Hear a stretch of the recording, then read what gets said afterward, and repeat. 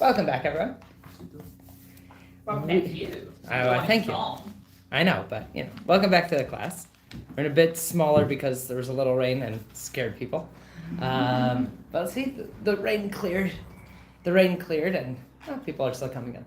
Okay, so we have last time we started with Modani, and we're going to be going through the Siddur step by step throughout the year. We'll see like how detailed we're getting into each part of the Siddur, but the goal is to try to understand at least with what's called Seder Hayom, which means in the order of the day while things are happening.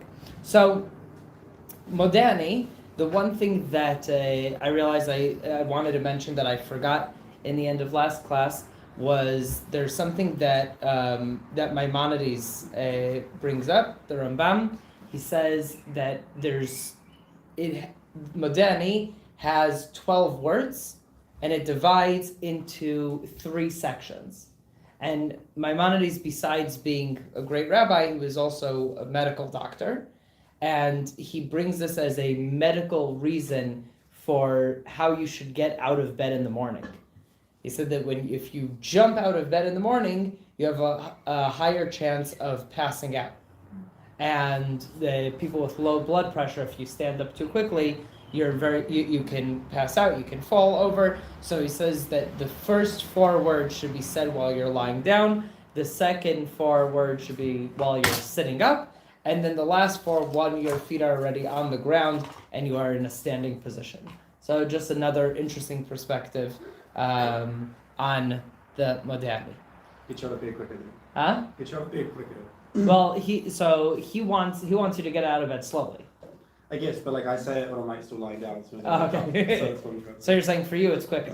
Yeah, for sure. Yeah, the Shulchan Aruch is like wake up like a lion. I Yeah, was jump out, roar. Yeah. Right, so the Rambam has like the wake up slowly. You got 4 seconds for this, 4 seconds for that. I guess that is pretty quick. Okay, so after that we have Netilat Yadayim on page 14. Okay, I'm skipping Adon Olam and Yigdal for the end of davening. We'll deal with them later on, but we're starting on page 14 and 15 if you're reading it on the English side. So we have 2 blessings that we are starting our day with. One is Netilat Yadayim, washing of our hands, and the other one is Asher Yatzar, after we go to the bathroom. So we'll start with Netilat Yadayim. Baruch atah Hashem Elokeinu melech haolam. Bless you, God. All of the blessings are going to start with the same kind of format. Bless you, God, Master of the world. Asher kidishanu b'mitzvotav v'tzivanu al Netilat Yadayim. That you have sanctified us with your mitzvahs, and you have commanded us to wash our hands. Now, this has a lot of halachot around it, a lot to discuss around it, but we'll try to keep it sort of concise and basic to as much as we could. There are 6. We talked about the Mishnah in one of the earlier classes. And we said that the Mishnah is divided into 6 categories. So the Mishnayot have, maybe it was in the Yom Kippur class. It was on Yom Kippur in the afternoon that we talked about it.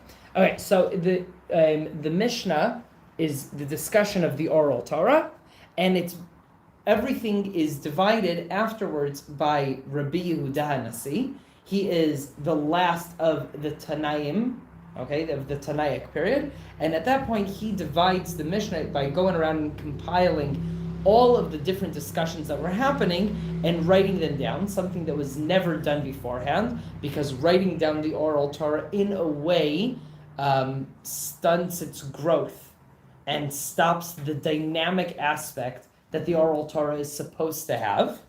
Later on, we have the Gemara that gives us a continuation of that dynamic behavior, but he divides it into 6 categories. And those categories are extremely helpful for us to know what I'm looking for. So for example, zra'im, seeds, starts out with brachot, but it also has things like chala, right? The mitzvahs that have to do with the field, the mitzvahs that have to do with blessings, the mitzvahs that have to do with the kitchen, all of those. Then the next category is moed, which means holidays, and it starts with Shabbat and goes through all the different holidays. The last two are kodshim and taharot. Those talk only about purity and impurity, about going to a mikvah, about what happens if you were exposed to some form of death, right? Whether it was human or animal, but you came in contact with death, you went to a cemetery, you had to bury someone, all of those things, and how you become pure from it. How long do you need to wait? What kind of checking do you need to do? So the only thing that we have post the Second Temple, the only thing that we have that is a reminiscence of purity and impurity are two things. We have women going to mikvah after 7 days after their period, and in addition to that, we have washing your hands, mostly having to do with when you wake up in the morning. Everything else is sort of gone. So there's like little things that we have to remember, but everything else is sort of gone. Now, one of the reasons is that we're going to put Nida aside for a minute and focus on the washing of our hands. We have we talked about this last time, that when we go to sleep, we are sort of in a state of death, right? It's 1/60th of death. We are lying there, we're motionless, we are not reactive to our surroundings, and according to the Kabbalah, our neshama leaves our body, our soul leaves our body, and goes to the realm of neshamas, the realm of the spirits, and then when it comes back into us in the morning, we have a new neshama, right? So we have like a real chance because our core, in a way, is something different. It changed, so we have the potential of being a new person how we woke up. So because of this, this is one of the reasons, we have had exposure to death, we need to go to mikvah. Chabad, for example, does this. Chabad goes to mikvah every single morning when they wake up before they daven. And this has to do with exposure to death on one hand. On the other hand, there's another thing that we won't get into that is another reason that Chabad has this as a mindset, which also has to do with purity and impurity, but it's in a very different direction. I want to focus specifically on this. So there's this exposure with death that we need to purify ourselves. Our hands are our busiest part of our body. It is the part of our body that comes into contact with the most things in the world, and it is considered, in a way, a mini us. Okay, the hand is referred to as a ze'ira gufim, which means a small body. Right, in and of itself, it has a life of its own. Right, while we are not moving around in our sleep, our hands often still are. Right, and because of that, when we wake up in the morning, we are going to at least put our hands through a concept of a mikvah. This concept of a mikvah has a few different things. Now, there is you have a wash cup. Now, it doesn't need to be a wash cup with two handles. Some people do for the purpose of it not getting, because the hand that washed the other hand is not pure, so I don't want the impurity of my hand to be on that vessel, but you can also just use a cup to wash. And then we have to pour the water out with what's called koach gavra. You have to be active about this. And this is true for the majority of the halachot of Netilat Yadayim, which means also for eating bread, but also for waking up in the morning, also for after you go to the bathroom. You need to physically be pouring the water, which means opening a faucet and putting your hands underneath the faucet. While it deals with the cleanliness problem, it doesn't deal with the pureness problem. Now, here is a very interesting thing that you will not find in a lot of halachot. The Zohar talks about this and says that there is a spirit of death on our hands that the only way to get rid of it is you physically pouring water on it in a way that it covers the entire hand, and it goes what's called lesirugin, which means once on this hand, once on that hand. So we first pour on the right hand, then we pour on the left hand, right hand, left hand, right hand, left hand, for waking up in the morning, 3 times on each hand. That is the proper way to do it.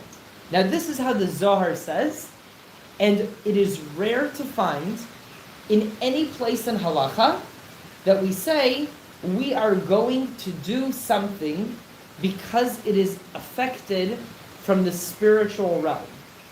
It virtually does not exist in halacha because the halachic approach to most things is we don't deal with spirits and demons and they don't deal with us. They're in their realm, we're in our realm. However, every single halachic book that writes about it writes that we need to do it in this way to get rid of these death spirits. Yes? Why right first? Huh? Why the right hand first and the left hand? So the right hand is everything that you do should start in your right.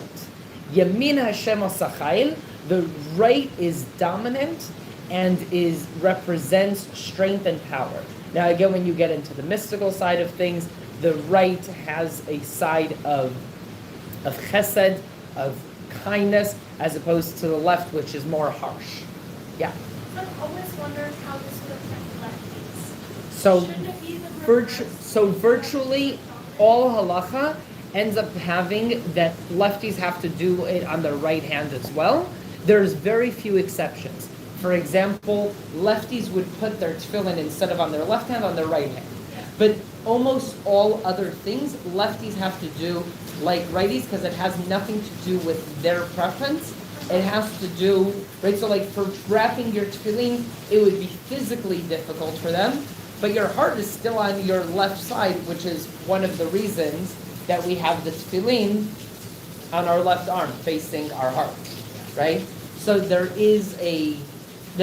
are different ideas about it, and a lot of halakha says if a lefty did this with his left hand first instead of his right one, it's also okay, even though that's not the preference, right? So there is a clear preference for people to do things with their right side for spiritual reasons only, right? It has nothing to do with your capability or your preference, but rather there's a spiritual alignment that we should do everything with the right.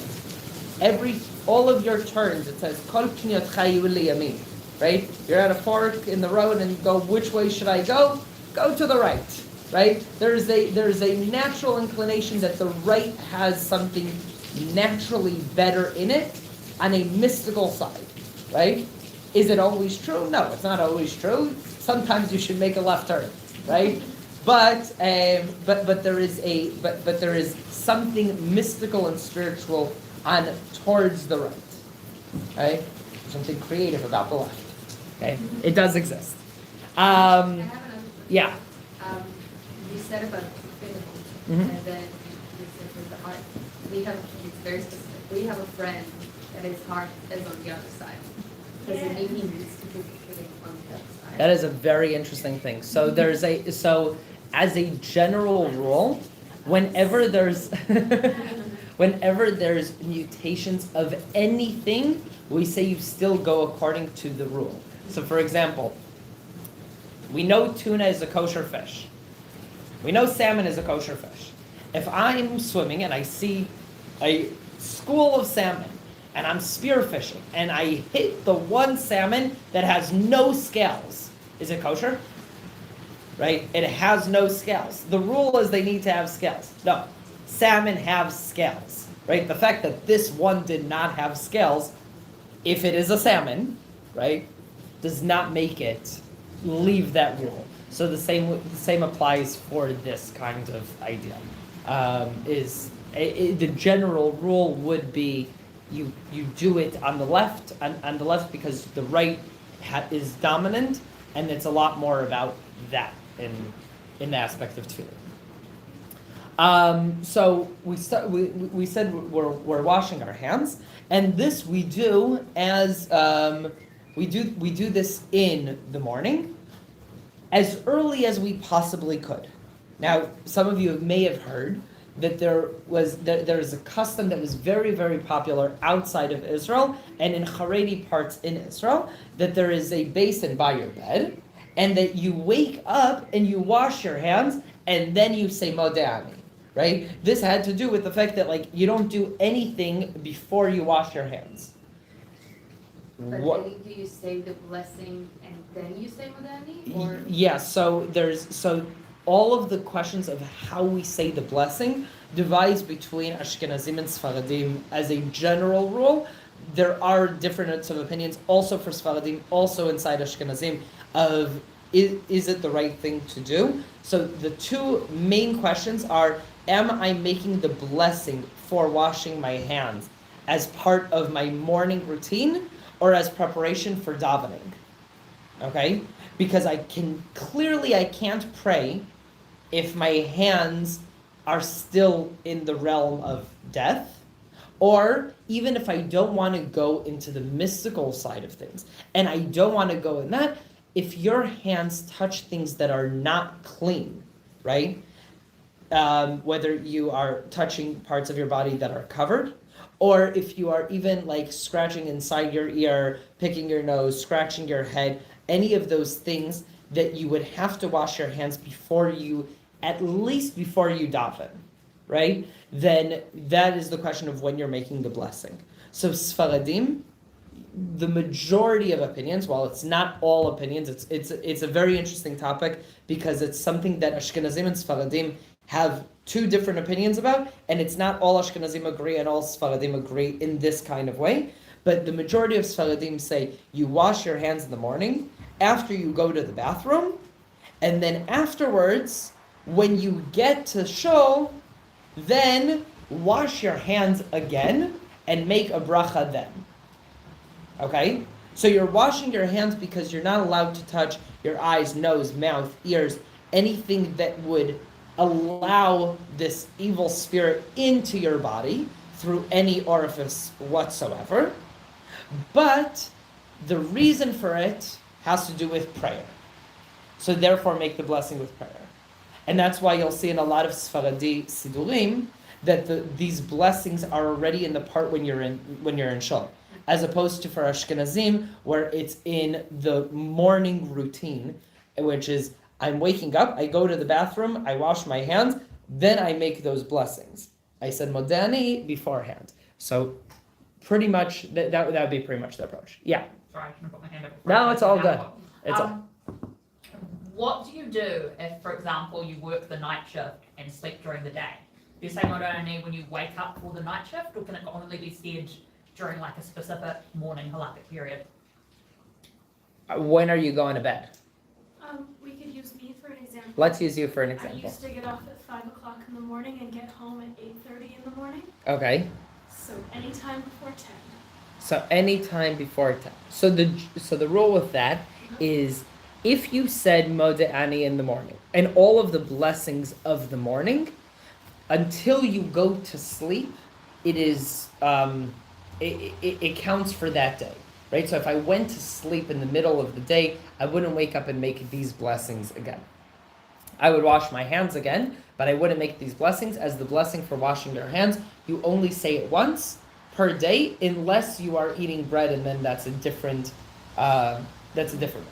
If you woke up, let's say you went to sleep at 5 o'clock in the morning, and then you woke up at 12, you would still make those blessings. Okay? Is there a time after which you can no longer make those blessings? No. Unless it's sunset, after sunset.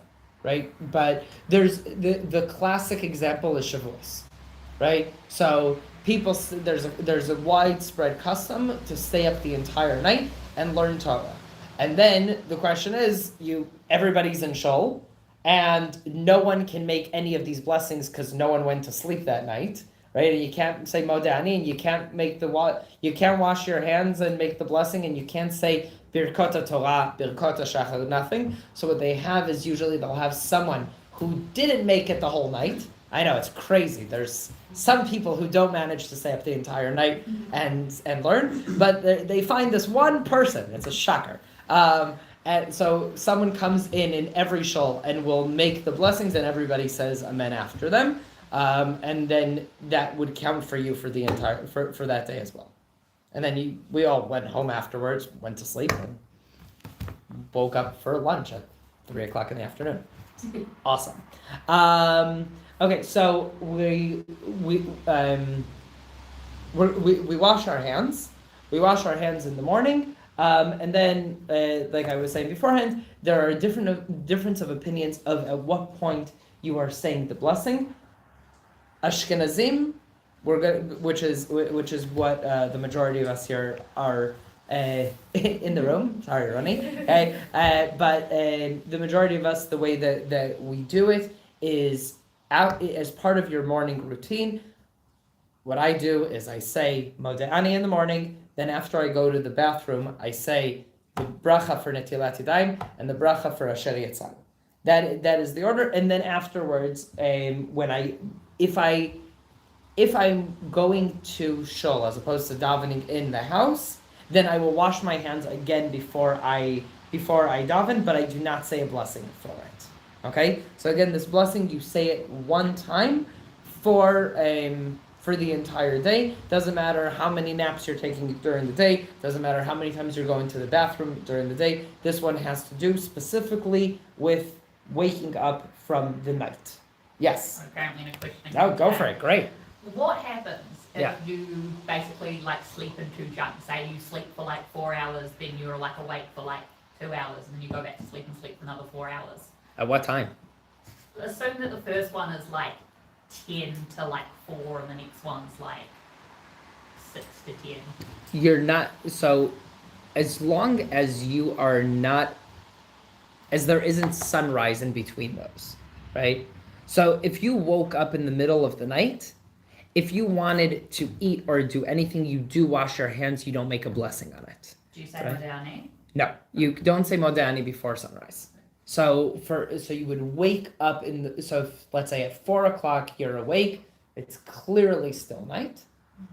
And then you can wash your hands and make yourself a midnight snack, right? And you can, right, like there's an old Hasidic custom of saying tikkun chatzot, right, a special prayer at midnight. And they would go to bed at 6:00 at night, wake up at 12. They weren't saying any of the prayers, they would wash their hands because they were sleeping, but you wouldn't make a blessing on that washing of the hands. And then afterwards they would go back to sleep. In the morning when they wake up, it is already sunrise, then they wash their hands and say Modeh. Okay? I love when the rabbis of old have already told us. That's Huh? always fun. Yeah. Okay, then we have the blessing for the bathroom. Now, this one you would say as many times as you go to the bathroom, and it does not matter if it was number one or number two. Either way, you are you make this blessing, and we will go through it as well. Baruch atah Hashem Elokeinu melech haolam. Bless you, God, our God, King of the world, Master of the universe. Asher Yatzar et ha'adam b'chokhmah. That you have created man with wisdom. Uvara bo nekavim nekavim. You've created him with orifices and orifices. Chalulim chalulim, that are hollow. Galui v'yadua, it is known before you. Lifne kiseh kevodecha, before your throne. She'im yipatach echad mehem, that if one of them would open up, oy satem echad mehem, or one of them would seal up, אי אפשר להתקיים ולעמוד לפניך, you would not be able to we would not be able to exist and stand before you, And Roni, what is the continuation of that? Afilu sha'achat, that's nusach of the Sfaradim and Sfarad. Okay, even for 1 hour, right? We wouldn't be able to exist. Baruch atah Hashem, bless you, God. Rofeh kol basar, healer of all creations. Umafli la'asot, and acts and you act of wondrously.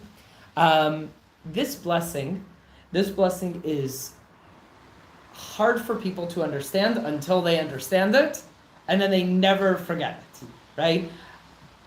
We had this conversation after Avital started working in dialysis, right? And she came back after working in dialysis for a few weeks and said, now I understand the blessing of if something that is opened was sealed, or if something that is sealed became opened, right? What that means. And a generation or two ago, you would just die.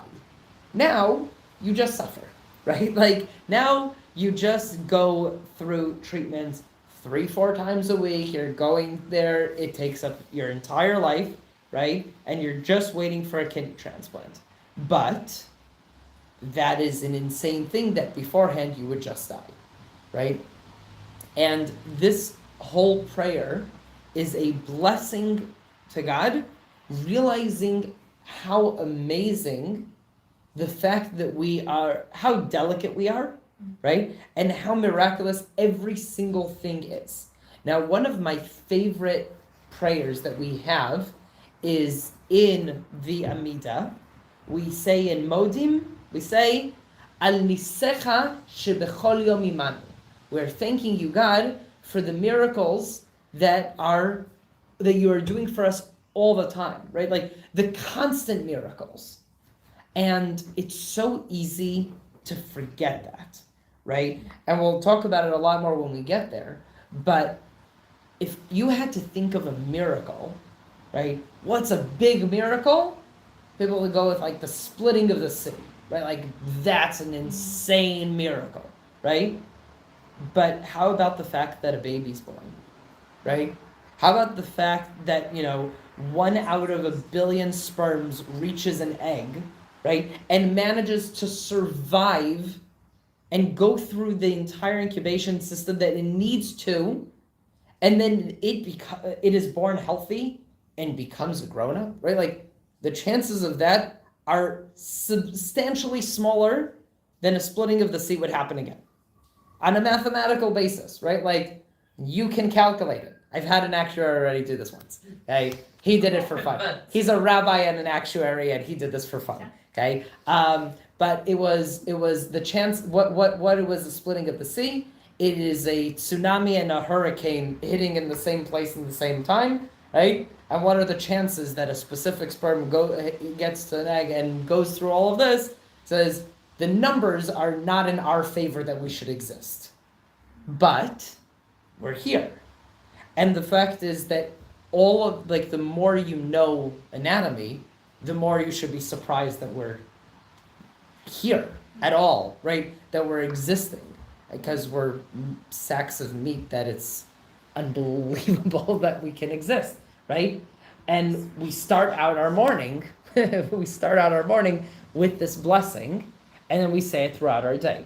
It's thank you, God, that everything is functioning, that I don't even have an understanding. I can't even comprehend how complicated all of these things are, but everything that is opened, and everything that is closed, and thank you, God, that you're making sure that keeps on happening. Yes? If you have a problem with going to the bathroom, yeah, do you still...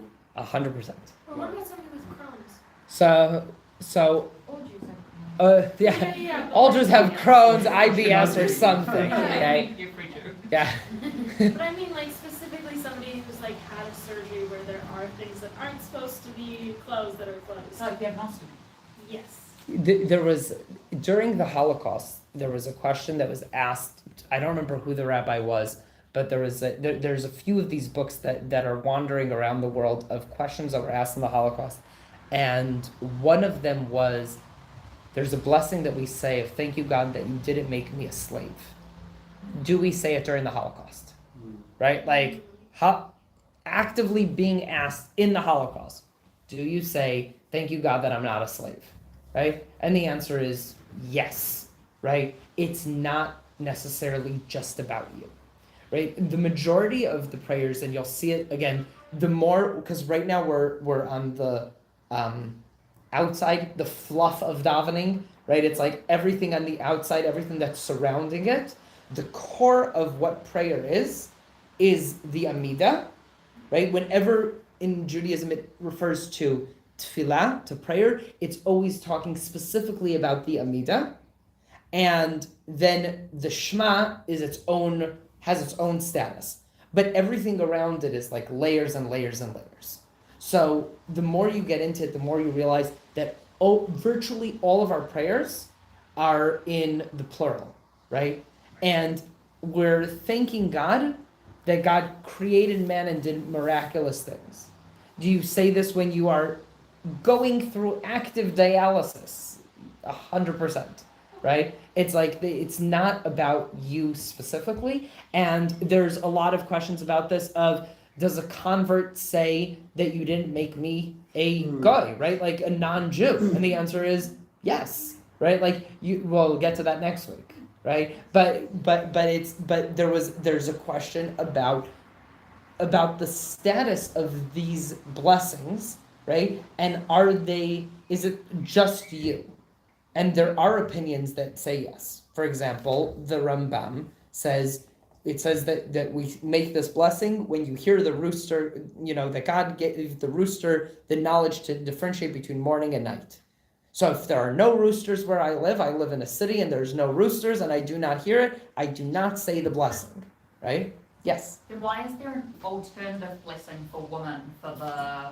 So we're going to get to all of that part next week because there are alternative blessings. Yeah. I'm saying there are alternative blessings for women also on the other ones, and there were suggested alternative blessings in other parts of the Gemara discussing that as well. And there's discussions of why it didn't end up going in, I would say, a more positive way, right? Like the second, third, and fourth blessings are all in the negative and not in the positive, right? It should be that you made me Jewish, that you made me free, and that you made me as I am, and they're not. And there's a question that needs to be asked about it, and we'll ask it, huh? Other than right, and So the question is, why don't we just all say Shasani Kirtzana for all three of those blessings, regardless of anything, right? Like, what is the purpose of that? I'm not a woman, that I'm not a slave, that I'm not that I'm not a guy, right? Like that I'm. Why shouldn't it be that I am Jewish, that I am free, that I am. Right? Or that I am a man, or that I am that. Yeah. My question is if we are kind of taking the collective view, and that's why even a convert says that you made me not a Jew, or that the person on dialysis says this blessing, why do women not just then do the collective as well and say for not making me a woman? Because you are a woman. Yeah, I'm saying it's half. I'm saying it's half of us. Right, like half of us are women, right? I'm saying half of us are women. I wouldn't say. I know, but I was saying half the nation. How's that? Okay, half the nation, right? If the entire nation was a nation of converts completely, would the blessing change? Could be, right? Like, but then it comes at what proportion of people do you change? So there are certain things, certain halachas that do have to do with amounts of things that happen. For example, Shemitah, right? The sabbatical, the 7th year in Israel, is right now, or not even clear if this past one was or not, but is a complete rabbinic law until the majority of Israel is living in Israel, and Israel is under Jewish rule completely. Are we under complete Jewish rule? Right? I'm saying like that's a discussion. By the way, if like America tells us you have the right to defend yourself, are we under complete Jewish rule? Right? I'm saying if the UN needs to tell us when we could and can't fight back, are we under complete Jewish rule? This is a discussion of are we completely sovereign or not, right? If there is a PLO, is it completely sovereign? That's one part of the discussion. And the second one is, how are we counting Jews in the world? Is the majority of the Jewish world in Israel? And can we say, look, there's an insane amount of assimilation in America, right, and around the world, and therefore the majority of halachic Jews are already in Israel, and if we go with two of those opinions, then you end up having the majority of Jews are in Israel, and then Shemitah is by Torah law, not by rabbinic law. Right? And that changes a whole bunch of things. And every single time while approaching Shemitah, it is a massive argument if there's enough Jews in Israel or how many Jews are there in America. And then you have like self-identifying Jews and it's a massive discussion because the statistics are not right? Like the numbers and the polls are not helping when anyone just like, I feel Jewish today, right? And then you don't know how many actually are. Right? So there are things that have to do with numbers. The biggest difference that we're going to have, and it will happen, it is a crucial part of the Jewish nation's next step, is the reestablishment of the Sanhedrin, and that will change certain parts of halacha drastically. It has to, right? There was we were talking about the different versions of the Siddur, the Ashkenaz, the Sfar, the Data Mizrach, in the beginning of it was Rav Goren. Rav Goren was the rabbi for the army, and he brought to the chief rabbi of Israel, he said, I have made one new Siddur that will be the Siddur of Israel, and it will be the Siddur that everybody uses. And the chief rabbi of Israel asked him, he said, how many nusachs are there now?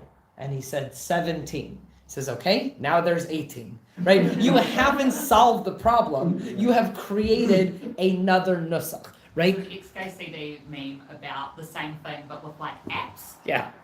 So it sort of ends up being that, right? Is until when you're looking from a halachic perspective, the Sanhedrin unifies halacha and makes decisions. And then at a certain point, the Sanhedrin is disbanded, and halacha ends up being, there's Ashkenazi halacha, Sephardi halacha. Why isn't there just halacha, right? Hillel says one thing, Shammai says one thing. Why do we not say, hey, there's two opinions? Let's go with an extreme. Meat and milk, we know you're not allowed to eat meat and milk together. There is a Jewish consensus that everybody knows that, right? It says, do not cook a baby goat in its mother, right? Like a baby goat, a kid in its mother's milk, right? We all know that you can't have a cheeseburger even if it doesn't come from the same animal, and even if it wasn't cooked together, right? It's just like, you can't have those two together. That is a Jewish consensus. What about chicken and milk, right? What about buttered chicken? That was my question. Okay, so buttered chicken, right? So one of the reasons that a lot of the rabbis talk about is that one of the reasons that the Torah says you can't have meat and milk together is it's cruel. You can't have a food in what is supposed to nourish it, right? Chicken doesn't give milk. Maybe you shouldn't have schnitzel, right? You shouldn't have chicken in eggs, right? Right? Right? I said, like, so here's an idea, right? And at the time of the Gemara, there's a discussion, and Rav Yossi HaGalili says there is no connection between chicken and meat. Therefore, you can have buttered chicken, period. His students of that generation had buttered chicken, right? Previously to him, he's not the first of this opinion, people had chicken with milk and chicken with butter, and there was no question about it. However, it was discussed. That is exactly what the process is. It was brought up and discussed. And the Sanhedrin said, no. There is a clear agreement with 99% of the rabbis of the generation that chicken is meat. And therefore, you are not allowed to have any meat or chicken with any derivative of milk, period. Done. That day, Rav Yossi Aglili took his dishes, broke them, right? Because his dishes are now completely treif. And at that point, he was no longer allowed to eat, and there is no difference if he had chicken and meat and milk or meat and milk. Luckily, or unluckily, there was that conversation stopped then. What about fish? Yeah, I was about to ask that. How is chicken different from fish then in that argument? Great. So we have Sfaradim and Ashkenazim. This conversation ended up happening in a format after the Sanhedrin is disbanded, and you have Ashkenazic Jews and Sephardic Jews, and it had to do with communities and an understanding of their space and discussion that was happening at the time. Sfaradim said, okay, it's clearly not meat, but we are talking about an animal. And because we're talking about an animal, and this animal does have flesh on it, right? Therefore, no fish with milk, right? So they can't have a tuna casserole or a tuna melt or any of those other wonderful things, but they are allowed to have it one right after the next. Which means Sfaradim will have it, no, and whatever you want. Right. I'm saying there is fish and milk are not the same level as like chicken and milk, right? It is clearly to everyone not talking about the same kind of problem, but there was an understanding of it's still an animal, and therefore milk brings life, right? Or provides life, it nourishes, and you can't do it together.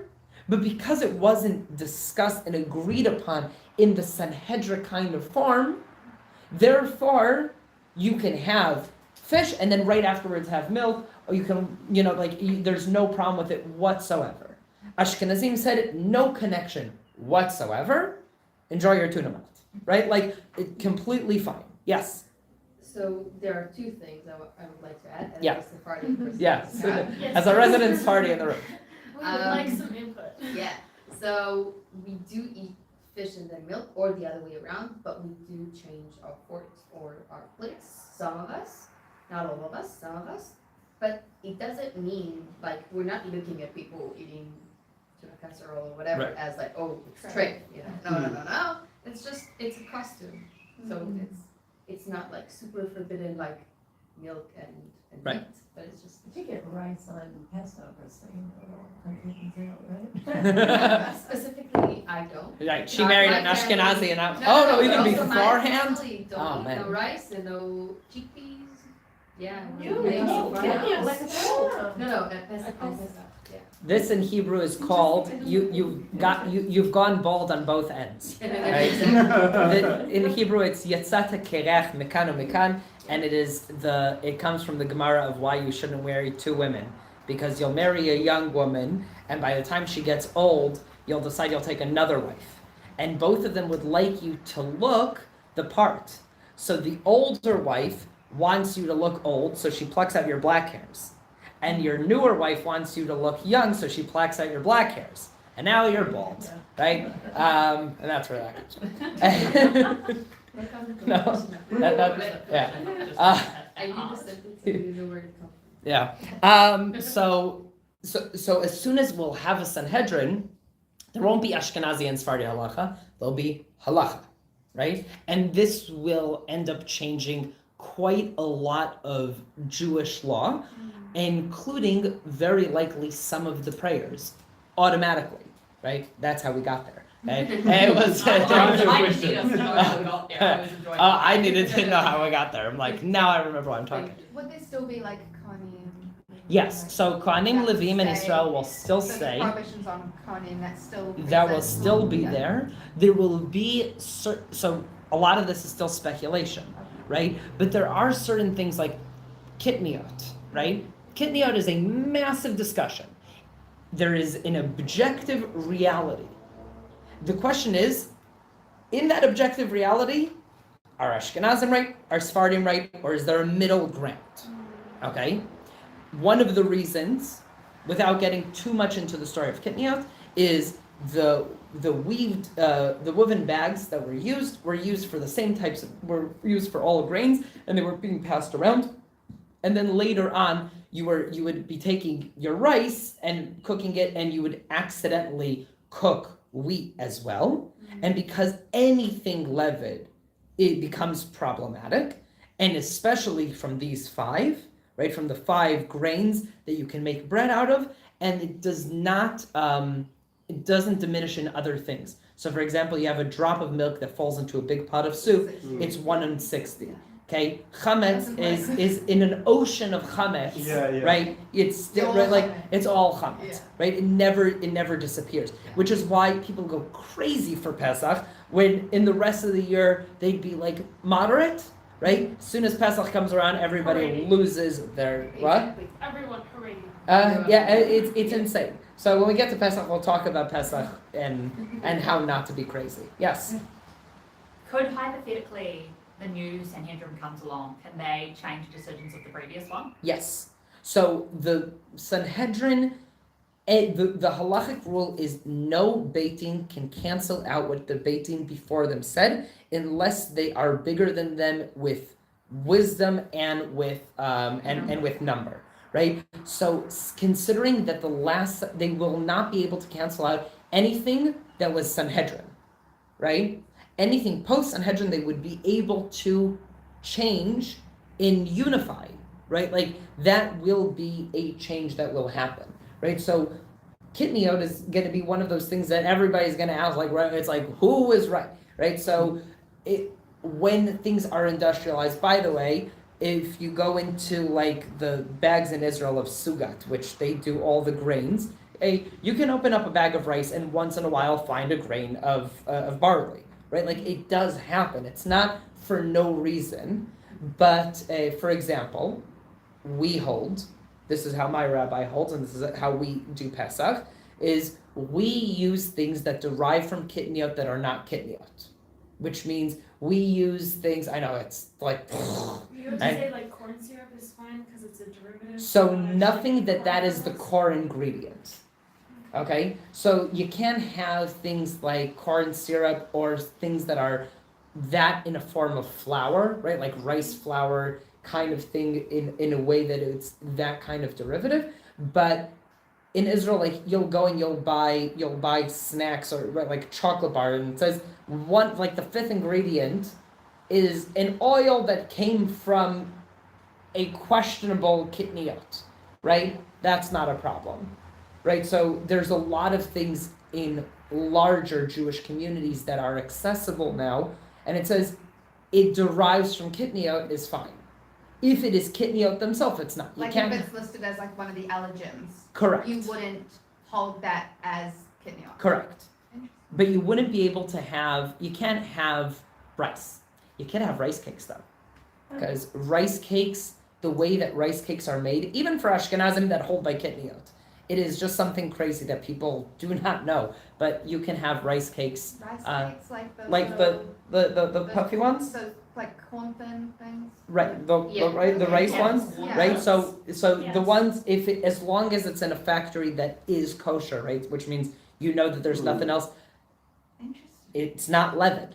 It is puffed under 18 minutes. There is no way for it to become a chametz, and you can't have a chumrah. You can't be more strict about something that is less of a thing. But I know it would give people a stroke to hear that. Okay, I know. All right, how do we get here? I feel like Oh, Sanhedrin. Okay, Sanhedrin. So when the Sanhedrin will be reformed, part of what makes the Sanhedrin is that we start having what is proper smicha again, which means ordaining rabbis in a way of what they are supposed to be. So I got ordained by my rabbis, right? Which means they put your hands on your head and they say, we are passing on the lineage that we got from our rabbis for you to keep on teaching Torah, and we trust that you know enough to A, teach, B, if you don't know something, to check with your rabbi. And this is what smicha is, right? It's to pass that on. There is a point in time that there was that in the time of the Romans where there was basically a cut off of the smicha lineage, which was from Moshe Rabbeinu, every single generation was passed down, and the Romans go and they start killing off the big rabbis to not be able to pass. I don't remember who this was, which rabbi it was, that he takes 10 last students and he gives them smicha and he says, run, right? I think it was Rabbi Akiva, it's his last students, and he gives them smicha and he tells them to escape, and he stands there to block the Romans from physically catching them while they escape. And I don't remember if they're all caught or not, but there's a break in the smicha in general. In the time of Rav Yosef Karo, which means about 700 years ago in Tzfat, there was a discussion of reintroducing the smicha to be able to form the Sanhedrin. Rav Yosef Karo writes the Shulchan Aruch, the biggest halacha book that we have, and what you need is a consensus of all of the rabbis of the generation, which is basically impossible, right? And what happened was, it was because he was a fairly young rabbi, the majority of the rabbis agreed that he should be the rabbi that we all agree on, and then he can go and ordain new rabbis. He would ordain them, they would form the Sanhedrin, but there was a camp of a second rabbi who was an older rabbi, a more respectable rabbi with more seniority, and there was a big argument around this, of which of the two of them, and it didn't end up happening. Now, I always have this inner conflict when I hear these stories or when I tell these stories of like, why are we continuing this fight, right? Now, part of it is you look at it and go, oh, if we would have solved this problem back then, we wouldn't have all of these problems today. And that is true. We would have different ones, right? I'm saying we would have different ones, but also what are we missing, right? Like, what are we missing? I told this, I feel like, was it Sukkot? I feel like I told the story of the saddest night in. Oh no, I did it at the Karlebach Havdalah. So the saddest night in Jewish history was taught by the Admar from Regine.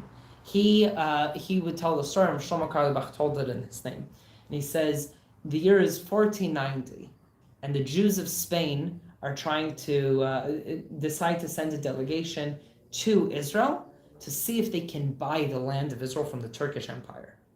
And they send 3 of the wealthiest Jews to go over there. It takes months to get there in those times. They get there, they meet with him, they come back, they tell the community, they tell the elders, they say, it is a miracle. They are willing to sell us the land of Israel. Give us the deed, we will have the entire land. Complete sovereignty. It's going to cost us our last dime, right? Like everything that we got, but we have the money and we can do it. And people get really, really excited about this. One person gets up and says, I'm reminding you that we are in exile because we are being punished, right? That is why we're in exile. The concept of exile is a punishment. We were in exile, right? The first exile that we were in as a nation after the first temple. Let's start with that, right? We were exiled to the Babylonian exile. We were exiled for 70 years. Then we were told to go back. We built the second temple. Then the second temple was destroyed, and we got to the conclusion by ourselves that 70 years is the time of a punishment for many different reasons. This is the lifetime of a person is 70 years, according to the Pirkei Avot, the Mishnah of Pirkei Avot. A man would live 70 years, and if he's brave, 80. So if we're being punished, it's a life, right? It's a lifelong sentence, right? 70 years. So we served our sentence. Now it's time to come back. The Bar Kokhba revolt, fighting against the Romans, it ultimately fails. And because it fails, we are exiled outside of Israel.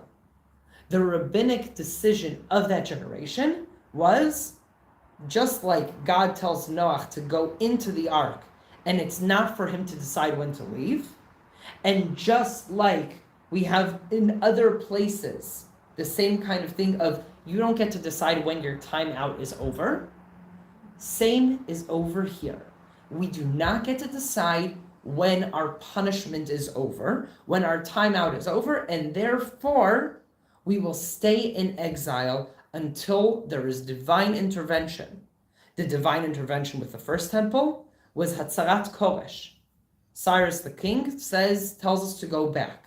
That is divine intervention, right? Therefore, we're looking for something like this.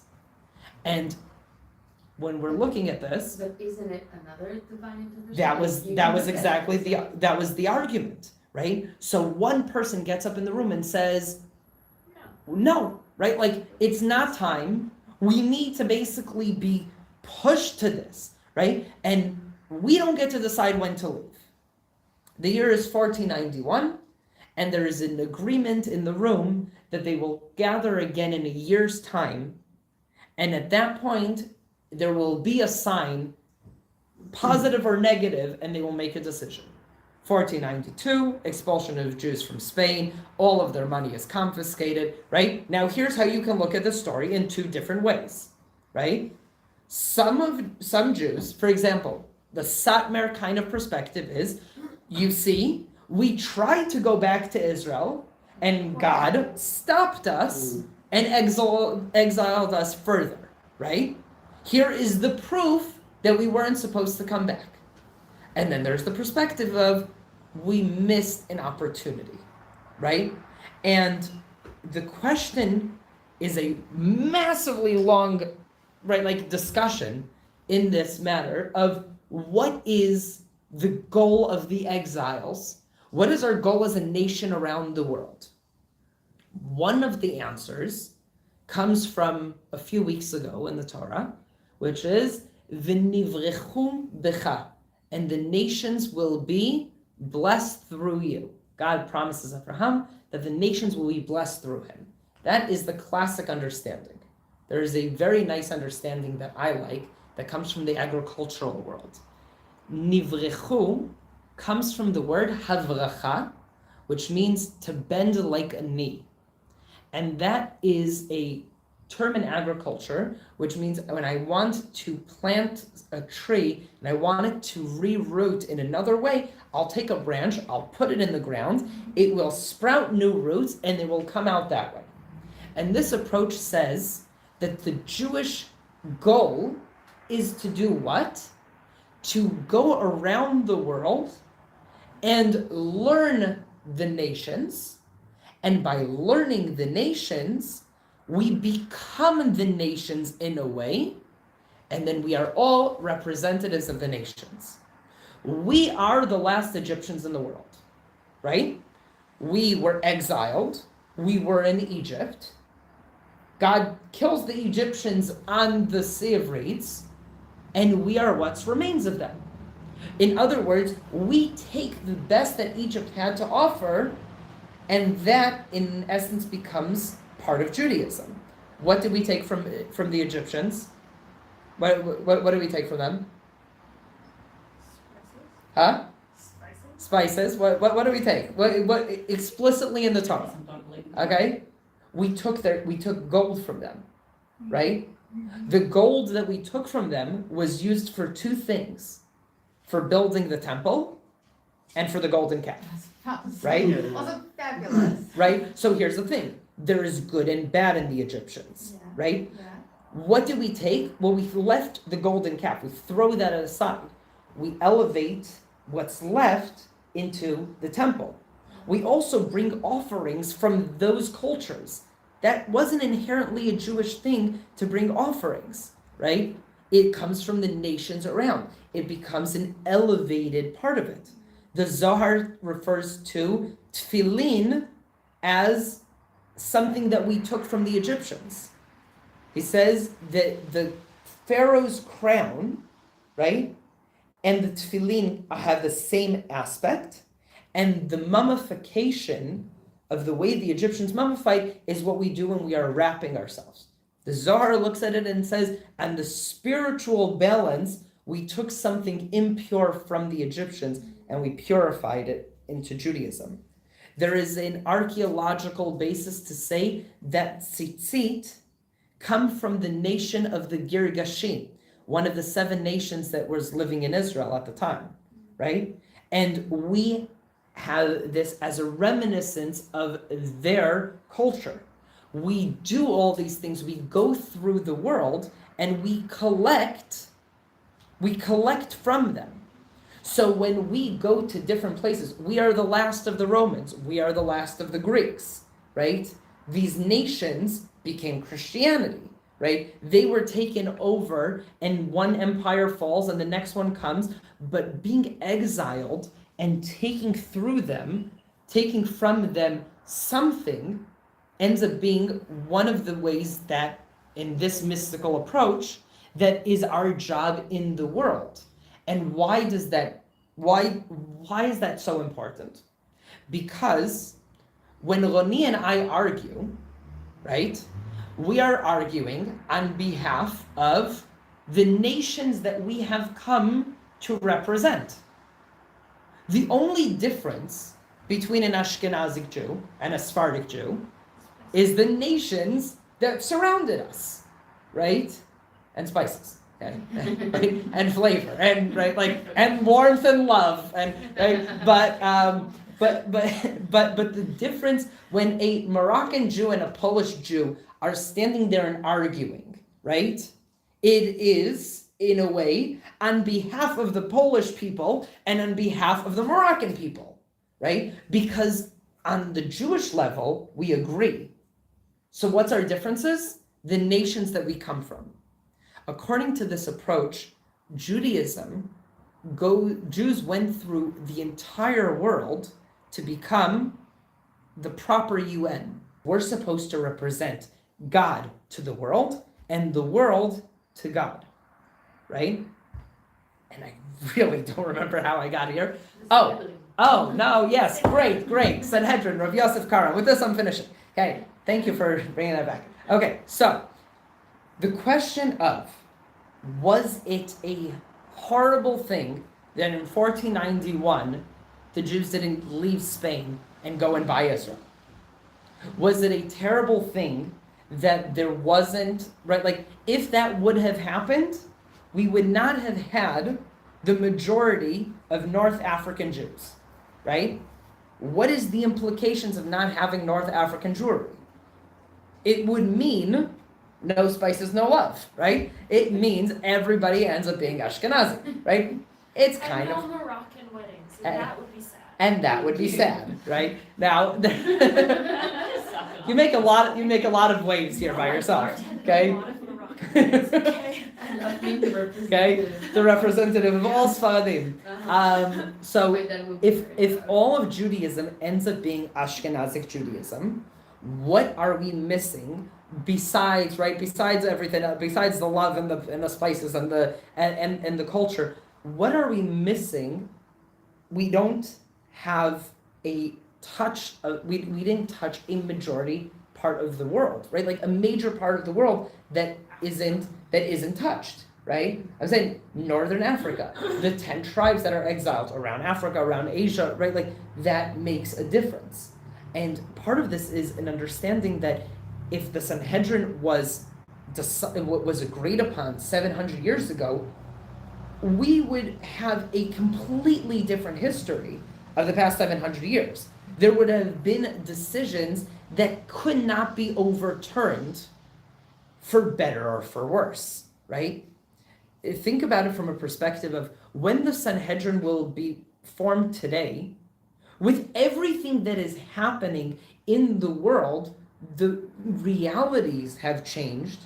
How does that impact different parts of diversity inside the nation? Men and women, our aspect towards non-Jews, talks about how conversions are made as opposed to how they were made, right? Understanding of the kosher world. If there's an empirical decision made by the Sanhedrin, it can never be overthrown, ever, right?